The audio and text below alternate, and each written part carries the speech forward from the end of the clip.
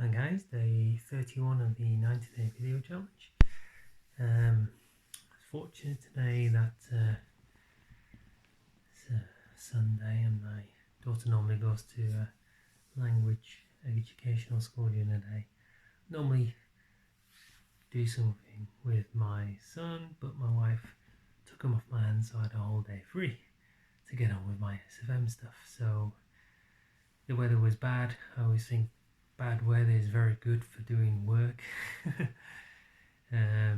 it's chucking it down outside, it just helps you focus, and if you're lucky enough to have a day off, then yeah, it's brilliant. Cracked on. So I did another blog this morning. It took a couple of hours actually, two and a half hours.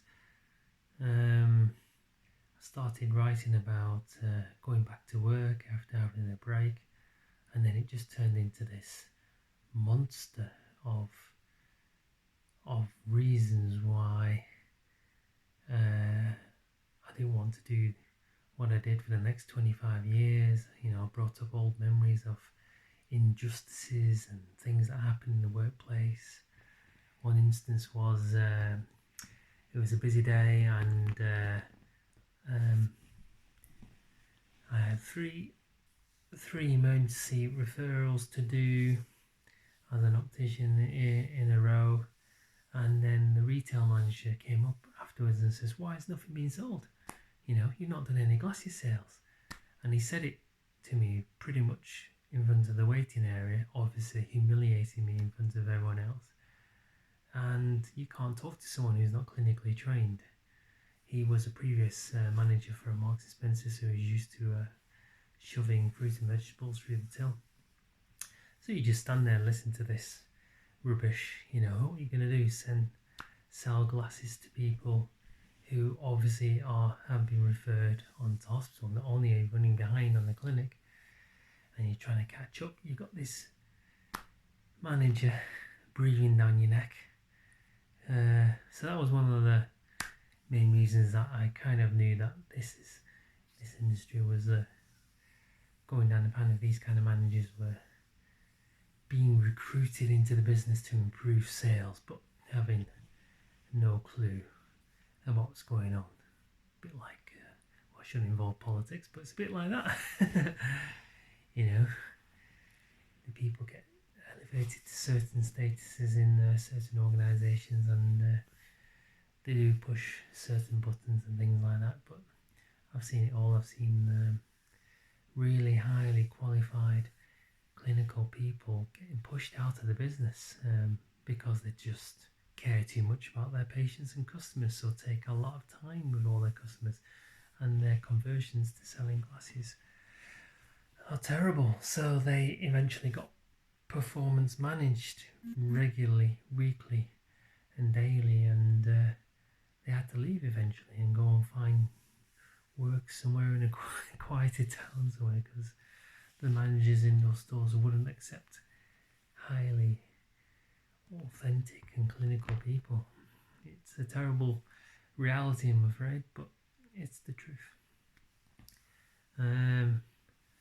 So yeah, that blog turned into a bit of a monster, and it was quite therapeutic actually putting it there. And I kind of posted, I thought, gosh, I wonder what happened if some of my colleagues read that. But to be honest, most optical people know what's happening in the world, and they either carry on and just accept the circumstances or try and do something different about it. But most optical people are quite depressed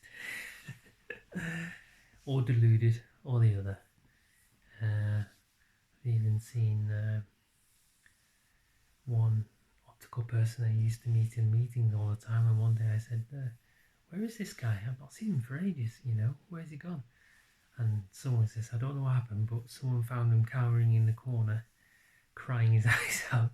And I shouldn't laugh, that's a terrible state to be in. But he was a man in his early 50s. He's probably been in the career for 25, 30 years, seen it get ridiculously stressful.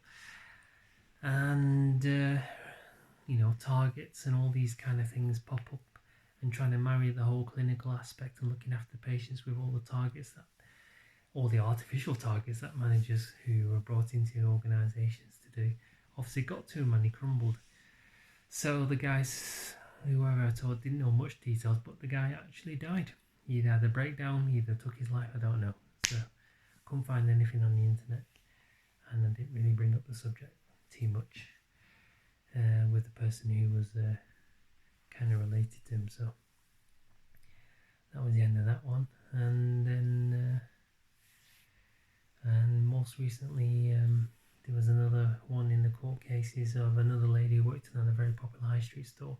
Again, someone, the business doing free eye tests and everything like that, and then she missed something, and I've said it before, she got charged with manslaughter ultimately. I think she's contesting it right now, but you know, can you imagine the stress this train going through?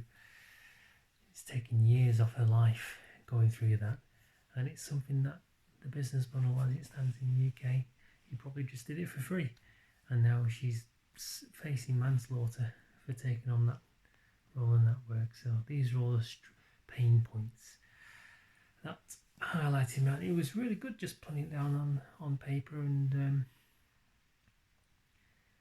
I'm gonna try and join Danielle's marketing blueprint. I haven't signed up to be someone analysed, so I don't know if she asks on the day or whether she just grabs you, who knows. But it'd be nice to see what a crystal ball is like, and she always seems to point people in the right direction, so quite like to go through that process really. Other than that, I spent the rest of the day again just staring at the screen, and went through that how to write on the web LinkedIn Learning. So finally got the link to work. Apparently the link was not working very well, so the guys in the digital space sorted that out, and I know where to find it now as well. So went through that. I tend to write notes whilst I'm going through these things. I find it's must be linked to when you write notes, it goes into your subconscious brain, and I tend to memorize and learn things, but it's just really hard work because obviously you tend to type things nowadays, but your hand gets really achy writing everything down. But I think it's worthwhile in the end because it goes in the head.